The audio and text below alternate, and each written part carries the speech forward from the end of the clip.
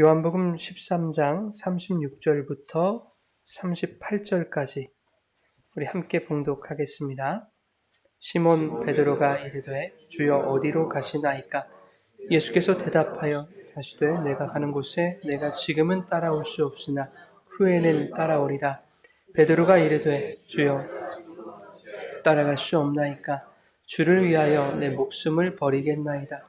예수께서 대답하시되 내가 나를 위하여 내 목숨을 버리겠느냐? 내가 진실로 진실로 내게 이르노니 닭 울기 전에 내가 3번 나를 부인하리라. 아멘. 살아계신 하나님의 말씀입니다. 할렐루야. 하나님 아버지와 예수 그리스도로부터 오는 은혜와 평강이 이 시간 여러분 가운데 함께 하시기를 예수님의 이름으로 축원합니다. 아멘. 오늘은 사느냐 죽느냐 라는 제목으로 말씀의 은혜를 나누겠습니다. 우리는 부활절기를 지나고 있습니다. 부활절기를 지나가면서 과연 부활 생명으로 우리가 산다는 것은 무엇인가 라는 그런 질문에 대답하는 시간을 가지고 있습니다. 첫 시간에는 본질이냐 변질이냐, 둘째 시간에는 디딤돌이냐 걸림돌이냐 라는 제목으로 말씀을 나눴고, 오늘은 사느냐 죽느냐 하는 이 문제를 신앙인들이 어떻게 해석하고 적용해야 하는지 우리가 한번 살펴보려고 합니다. 다음 주까지 오늘 말씀이 이어질 것 같습니다. 여러분, 본질과 변질은 다른 말이죠. 그런데 본질과 변질의 출발점은 같지 않습니까? 복음이나 어떤 믿음 같은 신앙의 기본 개념에서 본질이 출발하고 변질도 거기서 출발합니다. 그래서 이단이 그렇게 되는 거 아닙니까? 디딤돌과 걸림돌은 마찬가지죠. 그 둘은 완전히 다른 의미였지만 사실 예수, 진리, 말씀이라는 하나의 돌이었지 않습니까? 어떤 이에게는 그것이 반석이 되어지고 어떤 이에게는 그 반석이 걸려 넘어지는 바위가 되더라 하는 것을 지난 시간에 나눴습니다. 문제는 그 돌을 대하는 사람에게 있더라 하는 것이죠. 사느냐 죽느냐 하는 것도 그렇습니다. 이것은 앞선 두 가지의 경우보다 더 확실히 구분되는 문제 아닙니까? 사는 것과 죽는 것에는 전혀 공통분모가 없어 보입니다. 정반대의 개념을 말하고 있는 것 같아요. 그러나 이 둘은 사는 것을 택할 것인가, 죽음을 택할 것인가, 이런 전혀 다른 두 가지 선택지 중에 하나를 선택해라 라는 문제가 아닙니다. 오히려 이 둘은 긴밀하게 연결되어 있습니다. 이 문제, 사느냐 죽느냐 하는 문제를 어떻게 사느냐, 어떻게 죽느냐로 확대해보면 이 둘이 얼마나 상호간에 영향을 주는지 알 수 있습니다. 어떻게 사느냐, 어떻게 죽느냐, 이것은 잘 살고 잘 죽는 문제이죠. 잘 살고 잘 죽는 문제로 이것을 확대해보면 삶과 죽음을 결코 이분법적으로 생각할 수 없다는 것을 알게 됩니다. 여러분, 잘 산 사람이 잘 죽습니다.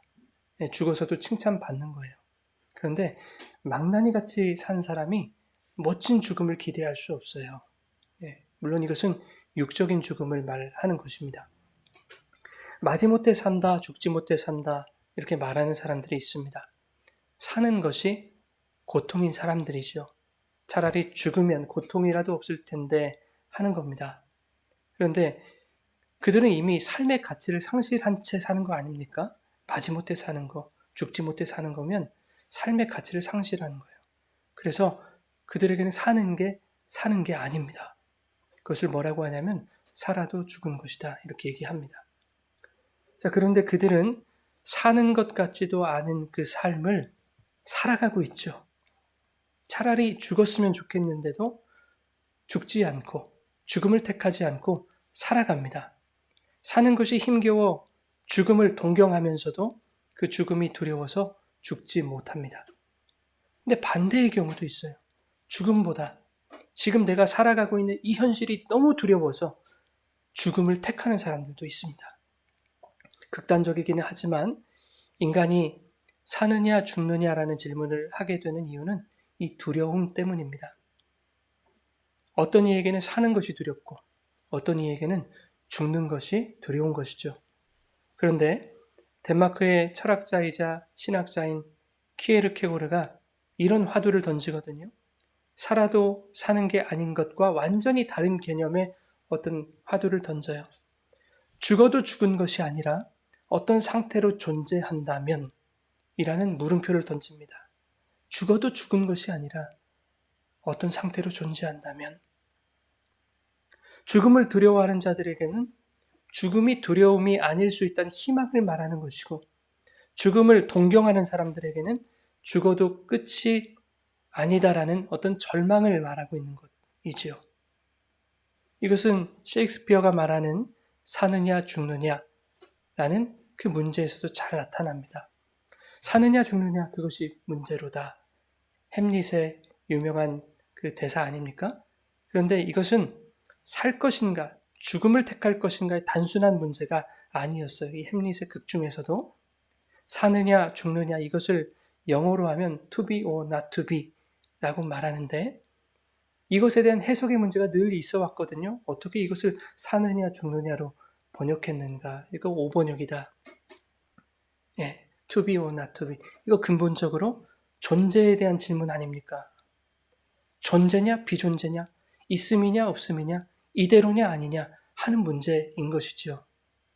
햄릿의 내용을 잠깐 말하자면 이렇습니다. 동생 클로디어스에 의해서 독살을 당한 왕이 그 왕자와 아내를 빼앗겼어요. 그가 햄릿의 아버지인데 이 햄릿의 아버지가 어느 날 햄릿에게 유령으로, 혼령으로 나타난 겁니다. 그래서 나의 원수를 좀 갚아달라, 복수를 요청해요. 사느냐 죽느냐 그것이 문제로다. 이 유명한 문장은요, 그 복수를 놓고 고민하는 햄릿이 독백을 시작하는 부분이에요. 어떻게 해야 되냐? 이것은 삶과 죽음 자체의 문제가 아니었어요. 나에게 닥친 현실 그대로 내가 이어갈 것인가? 즉, 아버지의 복수를 내가 감행할 것인가? 아니면 나의 죽음으로, 자신의 죽음으로 또 다른 변화를 모색할 것인가에 대한 고민이었습니다. 이대로냐 아니냐를 고민하는 거였어요. 그런데 고민이 여기서 끝나는 게 아니에요. 아버지의 원혼이 부탁한 대로 삼촌 클로디어스에게 복수를 하고 싶어도 복수할 수 없는 중대한 문제에 빠집니다. 삼촌이 과거의 죄를 회개하고 있는 거예요. 물론 이 클로디어스 회개는 진실한 회개는 아니었습니다만은 이 햄릿의 입장에서는 회개하고 있는 삼촌을 지금 내가 죽이면 그는 어떻게 돼요? 회개했으니까 죽어서 천국에 갈 것이기에 그것은 복수가 될 수 없는 거예요. 그래서 삼촌이 다시 죄를 짓고 돌이킬 수 없을 때 죽여야 되겠다. 이렇게 생각을 하는 겁니다. 이런 상황에서 던지는 질문이 to be or not to be 입니다. 이것은 존재하는가 그렇지 않은가, 있음인가 없음인가에 대한 고민인 거예요. 무슨 말이냐면 햄릿의 아버지는 유령으로, 혼령으로 나타났죠. 죽었지만 어떠한 상태로 존재하고 있더라 하는 거예요. 그러니 이 존재가 있느냐 없느냐, 존재하느냐 존재하지 않느냐는 햄릿에게 대단히 중요한 문제입니다. 만약 존재한다면 삼촌을 죽인다 해도 그것으로 끝이 아니게 되기 때문에 그래요. 삼촌을 죽여도 어떠한 상태로 존재하게 된다면 그것은 근본적으로 복수가 될 수 없는 것이지요. 존재하느냐, 존재하지 않느냐에 따라 복수의 형태도 달라지게 되는 거예요. 다시 말해서 이 사느냐 죽느냐의 문제는 삶과 죽음 그 자체에 있는 것이 아니라 존재에 있더라 하는 것입니다. 그렇다면 성도는 이 사느냐 죽느냐의 존재에 대한 질문을 어떻게 이해해야 하며 그 질문에 대하여 우리는 어떠한 고민을 해야 하는가, 이것을 오늘 말씀들을 통해서 여러분과 함께 살펴보려고 합니다. 자, 오늘 본문 말씀인데요. 요한복음 13장 36절부터 38절 읽으실 때에 이 색깔이 있는 부분을 유심히 보시기 바랍니다. 같이 읽겠습니다. 시몬 베드로가 이르되 주여 어디로 가시나이까? 예수께서 대답하시되 내가 가는 곳에 네가 지금은 따라올 수 없으나 후에는 따라오리라. 베드로가 이르되 주여 내가 지금은 어찌하여 따라갈 수 없나이까? 주를 위하여 내 목숨을 버리겠나이다. 예수께서 대답하시되 네가 나를 위하여 네 목숨을 버리겠느냐? 내가 진실로 내게 이르노니 닭 울기 전에 네가 3번 나를 아멘. 예. 이 장면은 지금 예수님이 마지막 잔칫날에, 그죠? 예. 성만찬 날에 제자들의 발을 씻기신 직후에 벌어진 이야기입니다. 예수님이 곧 자신이 죽으시고 부활하실 것, 떠나실 것을 예고하시자 베드로가 여쭙는 거예요. 주님, 도대체 어디로 가십니까? 주님 어디로 가세요? 예수께서 대답하십니다. 내가 가는 곳에 네가 지금은 따라올 수 없으나 후에는 따라올 것이다. 지금은 아니야. 그런데 나중에는 따라오게 될 거야. 이렇게 대답하시는 거예요. 참 이상한 말씀이죠, 여러분. 예수님은 나를 따라오라고 말씀하신 분이란 말이에요. 그런데 지금은 자기를 따라올 수 없다고 하시는 거예요. 마태복음 16장 24절에 이렇게 말씀합니다. 우리 같이 읽어볼까요? 이에 예수께서 제자들에게 이르시되 누구든지 나를 따라오려거든 자기를 부인하고 자기 십자가를 지고 나를 따를 것이니라. 아멘. 예, 이 말씀이 마태, 마가, 누가복음에 모두 있는 말씀이에요. 공이 예수님이 자신의 죽음과 부활을 예고하신 이후에 하시는 말씀입니다. 마치 지금은 따라올 수 없다는 그 상태가 죽음이고 후에는 따라올 것이다, 따라올 수 있어의 그 상태가 부활임을 말씀하시는 듯 하단 말이에요. 자, 지금은 따라올 수 없다. 그러면 왜 지금은 따라갈 수 없다는 것입니까? 베드로의 자기 부인이 일어나지 않았기 때문이에요. 여러분, 자기를 부인한다. 이 아파르네오마이라는 말은 자기를 완전히 거절하는 걸 말해요. 예, 내 말과 내 뜻과 내 의지, 예, 이런 것을 완전히 거절하는 것. 이게 자기 부인이에요. 어떠한 것이 나의 것이 아니라고 부인하는 거예요. 거절하는 것, 포기하는 것. 이게 자기 부인입니다. 그러면 십자가를 진다는 말은 무엇인가? 24절 볼까요? 16장 24절로 다시 올려주시죠. 예, 여기서 십자가를 진다는 것은 무슨 뜻입니까? 여러분, 십자가가 뭐예요? 원수 같은 그 사람이 십자가입니까? 내가 허벅지 찔러가면 아이고 내가 참고 인내해야지. 그렇게 내가 짊어지고 가야 할 그 짐 같은 존재가 내 십자가입니까? 그렇다고 치면 그 십자가는 자기 자신이라고요, 여러분. 십자가를 진다라는 말은요, 기둥을 세우다, 막대기를 들어 올리다, 뭐 이런 뜻이에요.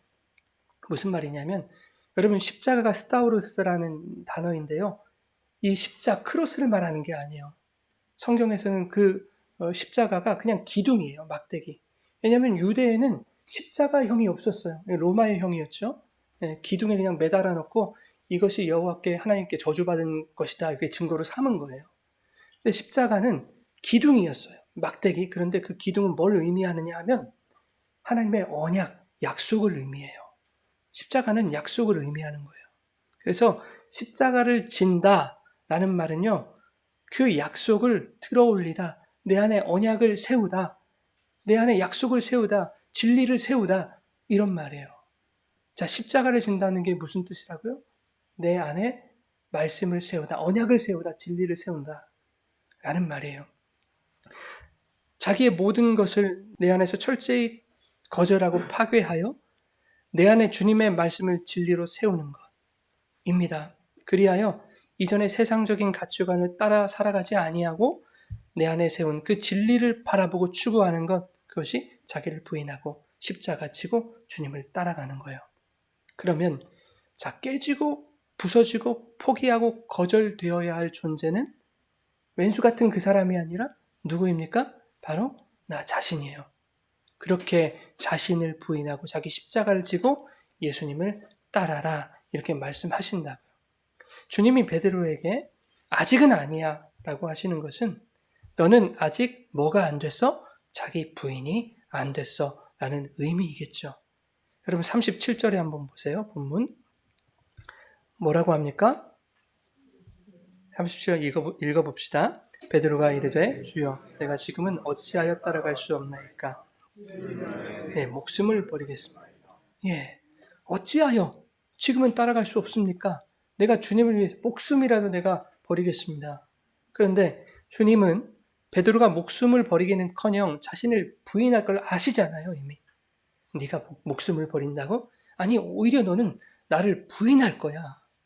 주님이 이렇게 말씀하시죠. 이렇게 말씀하시는 것은 자신을 버리는 베드로에게 서운해서 하시는 말씀이 아니에요. 자, 보세요. 38절이죠. 내가 진실로 진실로 내게 이르노니 내가 3번 나를 부인할 것이다 말씀하세요. 주님이 이렇게 말씀하실 때 여기서 진실로 진실로라는 말을, 이게 진실로를 2번 반복을 하신단 말이에요. 이 진실로라는 말은 아멘입니다. 여러분이 아시는 그 아멘. 아멘, 아멘으로 말씀하시는 거예요. 그럼 아멘은 무슨 뜻이에요, 여러분? 그렇게 되어진다는 거 아닙니까?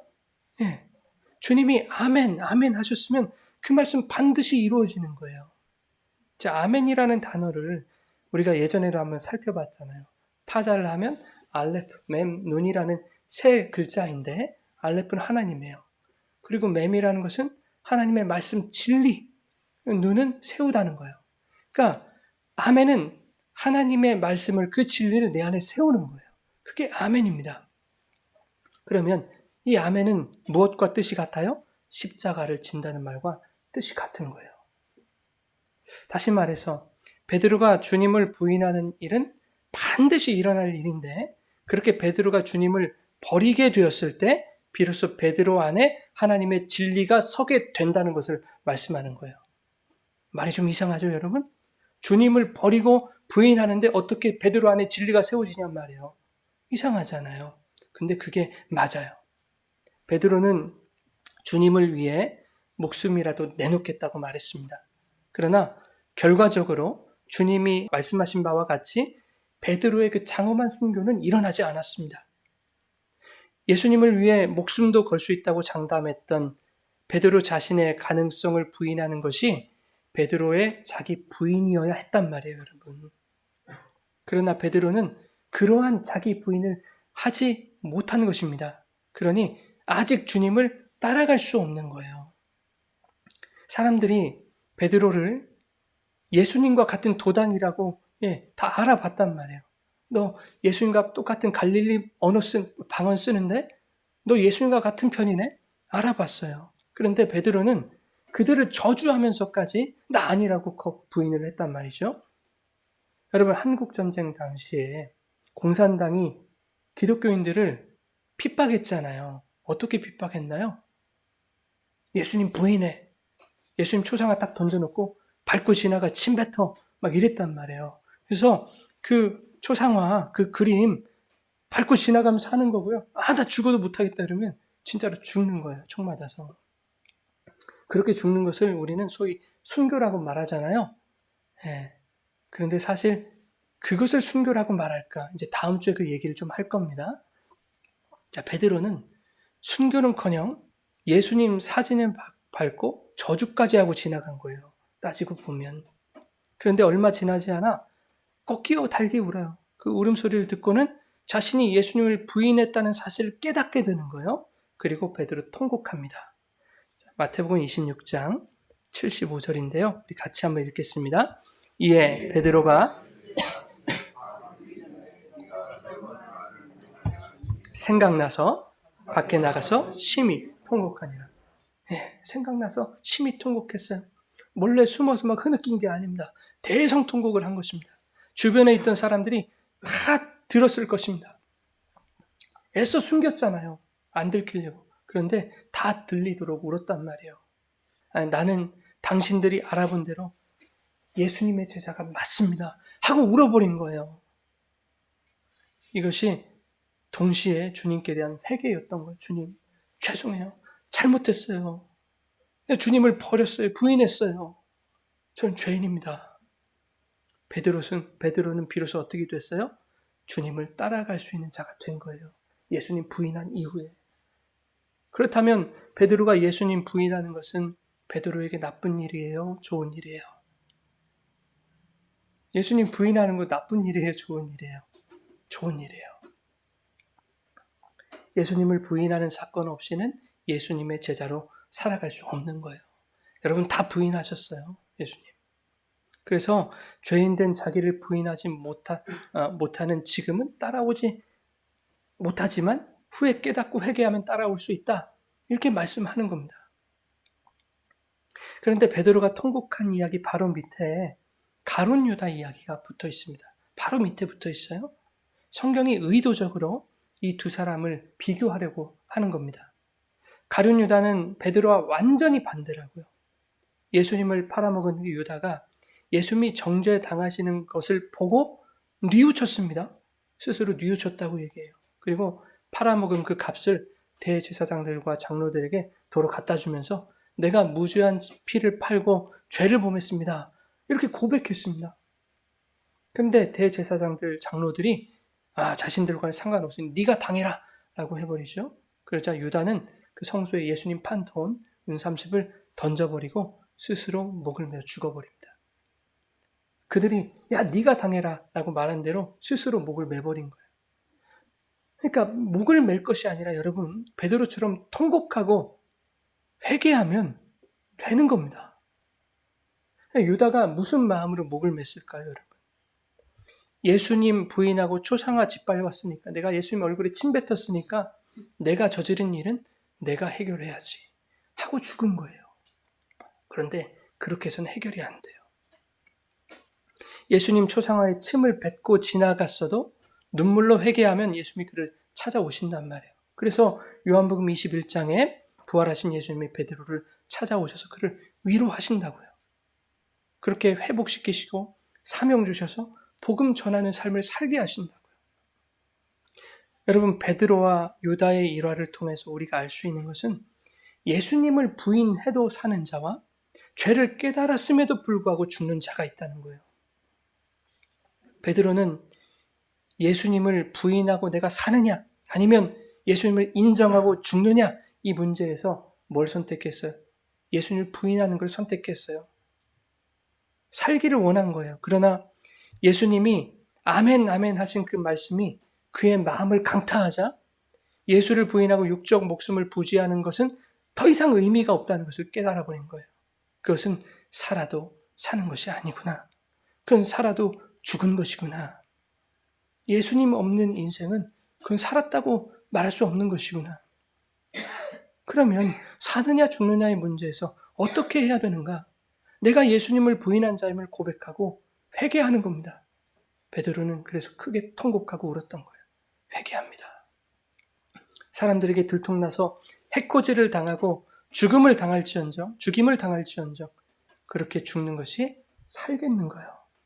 내가 그렇게 죽어도 살겠는 겁니다, 여러분. 반대로 유다도 자기가 살려고 예수님 버린 것이거든요. 그런데 자신 때문에 정죄당하는 그 예수님을 보니 자기가 큰 잘못을 저질렀다는 것을 이 유다가 깨달아 버린 거예요. 그래도 3년 동안 예수님을 따라다닌 제자 아닙니까? 그러니까 예수님이 어떤 분이라는 걸 이 유다가 모를 리가 없잖아요. 주님은 옳았구나. 내가 틀렸구나. 주님께 큰 죄를 저질렀구나. 깨달았을 것입니다. 그런데 그는 회개하기는커녕 자기 자존심을 챙긴 거예요. 그는 용감하게 자발적으로 종교 지도자들을 찾아가서 예수님의 무죄를 변호합니다. 무죄한 피를 흘려서 예수님 죄 없습니다. 변호했던 거예요. 그리고 자신이 잘못 행했음을 밝혔습니다. 이것이 뭘 의미하는 것이냐면요. 내가 이런 사람이라는 것을 좀 알아달라는 얘기예요. 한때 잘못을 저질렀지만 나는 스스로 바로 잡을 줄 아는 사람이다. 라는 것을 보여주고 싶은 거예요. 예수님의 무죄가 밝혀졌을 때 자신이 옳았음을 인정받고 싶은 마음인 거예요. 그러나 내가 죄를 지었으니 그 대가는 내가 치르겠다. 라는 겁니다. 그렇게 스스로 죽음을 택하고 그는 영원히 사망에 처해지고 맙니다. 여러분, 죄를 깨달아도 죽는 거예요. 나는 죄인이네. 창피해. 새침말로 쪽팔려. 이것을 어떻게 만회해 볼까? 어떻게 신앙생활을 해야 내 자존심을 살릴 수 있을까? 생각하는 사람들은 그가 행하는 그 신앙 행위로서 죽는 겁니다. 유다가 목을 맨 것, 그 일말의 신앙적인 행위였다니까요, 여러분. 예수님께 대한 미안함을 자기가 책임져서 인정이라도 받고 싶은 거예요. 신앙의 행위였어요. 그런데 그 신앙의 행위 때문에 그는 영원히 죽었어요. 사도행전 12장에 보면 야고보 사도가 헤로데스의 순교를 당하고 베드로도 옥에 갇힙니다. 그런데 주의 사자가 나타나셔서 베드로를 탈옥시키세요. 그리고 베드로가 마가의 집에 가서 이제 자신을 위해 기도해 준 형제들과 다 인사를 나눈 후에 어디론가 떠나버립니다. 그리고는 사도행전에서 더 이상 베드로의 행적을 찾아볼 수가 없어요. 그래서 그 이후에 베드로의 행적에 대한 갖가지 주장들이 막 나옵니다. 베드로가 로마에 건너가서 열심히 복음을 전했다. 이런 주장들이 활발하게 나오고 있어요. 그런데 이것은 어디까지나 전승이나 정황상으로 추측한 겁니다. 추론하는 거예요. 베드로가 로마에서 복음을 전했다는 확실한 증거도 없고요. 그렇다고 해서 로마에 간 일이 없다고 확신할 만한 증거도 없어요. 그러니 사도행전 12장 이후에 이 베드로의 행적에 대해서는 그냥 햄릿과 같은 하나의 이야기로 우리가 생각하되 그 이야기에서 우리가 진리를 뽑아낼 수 있다면 그것이 하나의 복음이 되겠죠, 우리에게. 그런 관점을 한번 접근해 보시자 말이에요. 베드로가 로마에서 이제 열심히 선교 활동을 하는데 당시는 네로 황제의 박해가 심했던 시기예요. 베드로는 죽음이 두려워서 박해를 피해 도망가던 중에 그 길에서 예수님을 만납니다. 그런데 그때 예수님께 베드로가 이렇게 물어봐요. 주여, 어디로 가시나이까? 오늘 본문의 그 말씀과 똑같죠. 주여, 어디로 가시나이까? 이게 쿼바디스 도미네 아닙니까? 여러분 잘 아시는 그 쿼바디스 영화? 주님이 이렇게 대답하신다고요. 나? 로마로 간다? 이 말씀에는 어떤 의미가 숨어 있어요? 네가 버린 양떼가 있는 그 로마로 간다. 나는 그들을 위해 죽으러 간다. 네가 버린 그들을 위해 내가 죽으러 간다. 라는 겁니다. 사실 이 이야기는 아까도 말씀드렸죠. 코바디스 영화의 한 장면이에요. 소설의 한 장면. 이 이야기가 사실이라고 가정한다면 아마도 예수님을 만난 베드로는 오늘 본문에서 자신이 질문했던 주여 어디로 가시나이까? 이 질문을 떠올리지 않았겠습니까? 주님은 네가 지금을 따라올 수 없으나 후에는 따라오리라 라고 말씀해 주셨지만 그러나 여전히 주님과 반대의 길을 걸어가는 자신의 실체를 깨닫고는 베드로는 그 자리에서 또 고민했을 거예요. 사느냐 죽느냐 그것이 문제로다. 이게 베드로의 고민이에요. 여러분 베드로가 가던 길은 살기 위해 도망가던 길이었어요. 그리로 가면 베드로의 목숨 부지할 수 있습니다. 반면 예수님이 가시는 길은 죽으러 가시는 길이란 말이에요. 예수님을 따라서 로마로 들어가면 베드로는 죽을 수도 있어요. 살기를 원하면 베드로가 고민할 필요가 있었겠습니까? 여러분 우리가 그 베드로라고 한번 생각해 보시자고요. 내가 베드로다. 우리에게는 이미 본문 말씀 속에 그 베드로를 통한 경험이 있잖아요. 예수님을 부인하고 살고자 했던 우리의 경험. 그런데 살아도 사는 게 아니었던 그 경험. 사는 게 죽는 것만도 못했던 그 경험이 우리에게 있단 말이에요. 오늘 말씀을 통해서 우리에게 주신 경험. 그러면 그리스도인에게 있어 이 문제는 어떻게 이해되어야 합니까? 예수님이 나는 로마로 간다. 거기서 사느냐 죽느냐 그것이 문제로다. 이 문제 우리 어떻게 해석해야 돼요? 너 이대로 괜찮은 거야? 너는 있음이야 없음이야? 네 안에 네가 존재하는 거야? 아니면 너의 존재가 부인된 거야? 하는 문제를 우리는 인식해야 되는 거예요. 성도는 이대로 안 되는 거예요. 날마다 우리는 이대로 안 되는 거예요. 내가 있으면, 내가 존재하면 여러분 우리는 살아도 사는 게 아니에요. 내 목숨, 내 안위, 내 이익, 내 소망을 위해 내 육이 선택한 길을 포기하고 아니 나를 포기하고 즉 자기를 부인하고 예수님이 걸어가시는 죽음의 길을 내 안에 진리로 세워서 즉 자기 십자가를 지고 그 진리 그 십자가를 바라보며 예수를 따라가는 자가 여러분 사는 겁니다. 우리 기독교는 내가 죽어야만 예수로 말미암아 사는 거예요. 그래서 나의 죽음과 예수 안에서의 삶은 결코 분리할 수 없어요. 죽느냐 사느냐 문제를 따로 떼어서 생각할 수 없는 거예요. 사느냐 죽느냐 그것이 문제가 아니라 죽지 않고 살려는 것이 문제더라 하는 거예요. 우리에게. 자, 전승에 의하면 예수님을 만난 바울이 다시 로마로 들어가죠. 결국 붙잡혀서 예수님과 같은 십자가형을 받게 됩니다. 그런데 베드로가 집행관에게 이렇게 간청을 합니다. 나는 예수님처럼 십자가에 올바로 죽을 자격이 없으니 부디 나를 거꾸로 십자가에 못 박아 주십시오. 우리 많이 들은 얘기 아닙니까? 여러분, 이것은 어디까지 전승인데요. 이것을 사실로 믿는 분들이 많으세요. 그래서 요한복음 21장에서 말하는 베드로의 어떠한 죽음을 십자가에 거꾸로 못 박여 죽은 그 죽음으로 아시는 분들이 많습니다. 결론적으로 요한복음의 그 말씀은 그런 죽음을 말하는 게 아니에요. 우리 한번 읽어볼까요? 요한복음 21장 18절과 19절이죠. 같이 읽겠습니다. 내가 진실로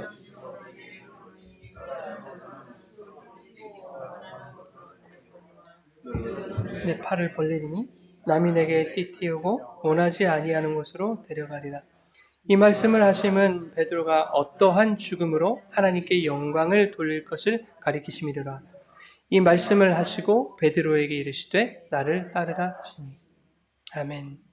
자, 여기서도 진실로가 두 번 나오네요. 이게 무슨 말일까요, 여러분? 아멘, 아멘으로 말씀하신 거예요. 그러면 이 말씀은 반드시 이루어지겠죠. 이 말씀을 베드로 안에 또한 우리 안에 진리로 세워야 하느니라 라고 말씀하고 계시는 거예요. 네가 젊어서는 스스로 띠띠고 원하는 곳으로 다녔지만 이 말은 지금은 나를 따라올 수 없지만 이라는 뜻이에요. 그러나 늙어서는 남이 내게 띠띠우고 원하지 아니하는 곳으로 데려갈 것이다. 이 말은 즉 후에는 네가 나를 따라올 것이다 라는 뜻입니다. 자, 이렇게 말씀하시고는 19절에 말씀하세요.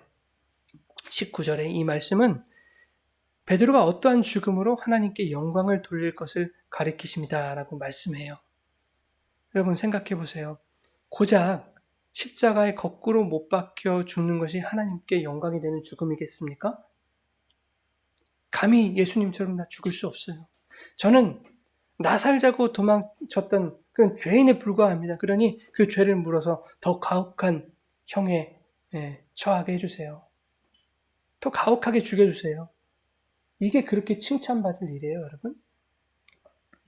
여러분, 예수님보다 더 가혹하게 처벌받으면 더 인정을 받습니까? 그것을 대단하다고 여기는 것이 자기를 부인하지 못하는 것이라니까요, 여러분. 나도 베드로 같은 믿음 갖고 싶어. 여러분, 그것은 유다가 내 문제는 내가 책임진다고 스스로 목을 매는 것과 같은 일입니다. 예수를 핑계 삼아서 내 자존심을 챙기고 내가 인정받으려 하는 것, 그것을 죄라고 합니다, 여러분. 여전히 자기를 부인하지 못하고 내 안에 내가 있음으로 존재하는 것. 내가 없음이어야 되는데 여전히 내 안에 내가 있음으로 존재하는 거예요. 그래서 그 예수를 핑계 삼아서 내 자존심을 챙기는 거예요.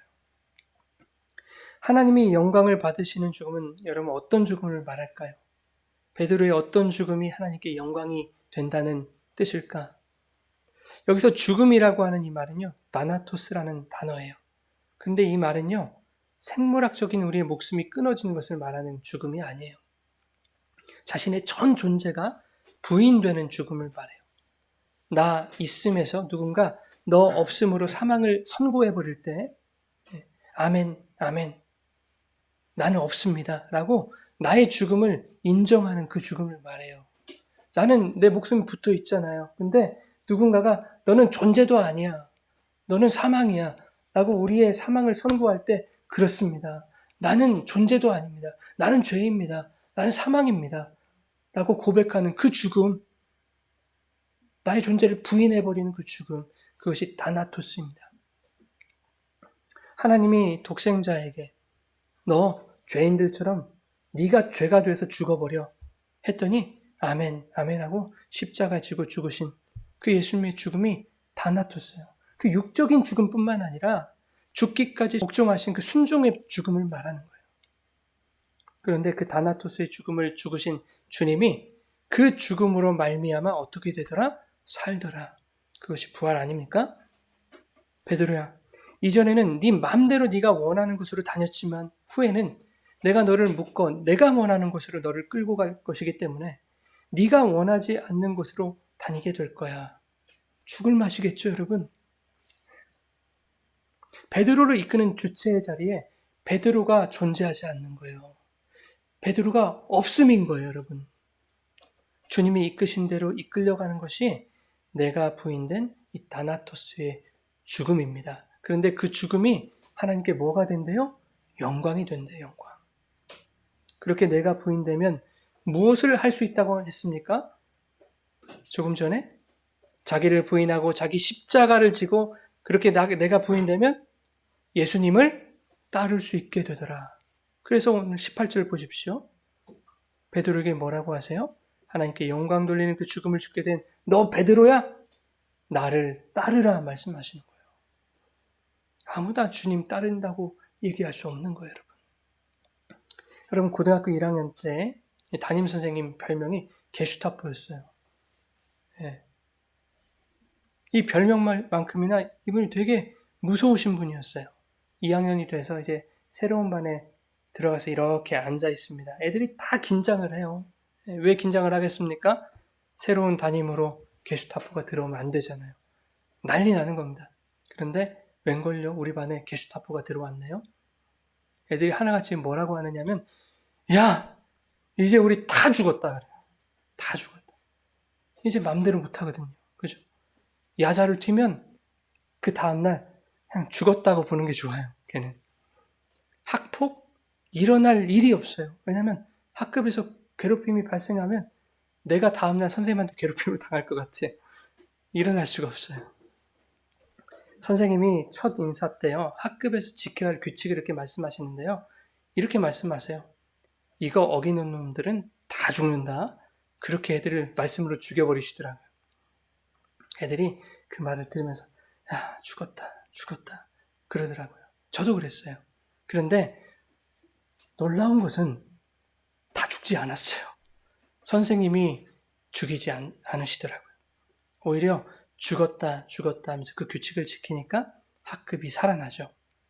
괴롭힘, 왕따 그런 거 우리 반에 일절 없었습니다. 그러니까 죽으면 사는 거예요, 여러분. 여러분, 성도는 이 세상에서 사느냐 죽느냐 그것이 문제로다.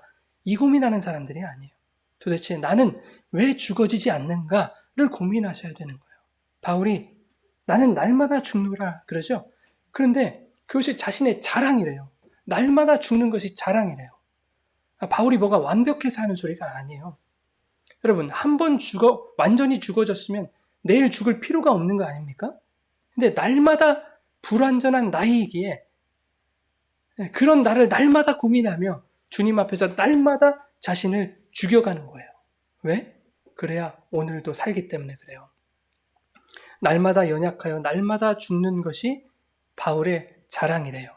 그래서 바울은 이렇게 말하죠. 내가 부득불 자랑할진대 내가 약한 것이 자랑이다. 그러니 우리의 약한 것이요. 여러분이 예수님을 때때로 부인하는 것이 우리의 죄가 흠이 아닌 거예요, 사실은. 베드로가 주님을 부인한 것이 오히려 베드로에게 좋은 일이었던 것처럼 우리의 그러한 약함이 자랑일 수 있는 것은 날마다 우리가 주님 앞에서 죽고 그분 안에서 살 수 있기 때문에 그래요. 그러니 여러분의 약함을 자랑하세요. 연약합니다. 주님 죄인입니다. 자랑하세요. 나는 연약하게 날마다 주님 앞에서 자신을 부인할 수 있는 그 기쁨을 여러분 누리십시오. 그렇게 나를 부인하면 연약한 내 안에서 주님이 강한 힘이 되시고 우리 생명이 되어주세요. 사랑하는 여러분, 우리의 삶이 죽을 것 같이 힘들어 성도는 결코 죽지 않습니다. 죽게 내버려두지 않으세요. 어떻게든 살아보겠다고 내 힘으로 발버둥치는 그 존재를 죽이셔서 오직 주님 손에 붙들리게 하심으로 살려내십니다. 여러분, 이 세상은 내 힘으로 살아보겠다고 아둥바둥 하는 거 하나님 의지하지 않고 그것마저도 때리시는 거예요. 하나님은. 어디 너 있음이라고 그러고 살고 있냐? 너 없음이라니까. 얼마나 힘들겠어요, 그 삶이. 나를 때려 죽이시는데. 그런데 주님은 그렇게 우리를 때려 죽이시면서까지 우리를 살리시는 거예요. 오직 주님 손에 붙들리게 하셔서. 아무리 내 힘으로 살 것 같은 세상이라도 여러분, 주님이 띠띠워서 끌고 가지 않으시면 우리는 죽습니다. 여러분, 내가 생명처럼 쥐고 있는 그 띠를 여러분 다 끊어버리세요. 내가 스스로 띠띠고 마음대로 갈 수 있다고 생각했던 그 띠를 끊어버리세요. 이것만 있으면 내가 원하는 것을 다닐 수 있다고 생각했던 그 나의 띠를 포기하십시오. 그것이 나를 살리지 못해요. 성도는 주님이 매시는 띠에 묶여서 죽은 듯이 사는 거예요. 죽은 듯이. 그것이 다나토스의 죽음이고 부활의 생명입니다. 성도는 그것으로 하나님께 영광 돌릴 수 있는 거예요. 여러분, 그렇게 하나님께 영광 돌리는 죽음과 생명으로 예수 안에서 죽은 듯이 그러나 온전한 부활 생명으로 힘있게 사시는 주의 백성들 되시기를 예수님의 이름으로 축원합니다.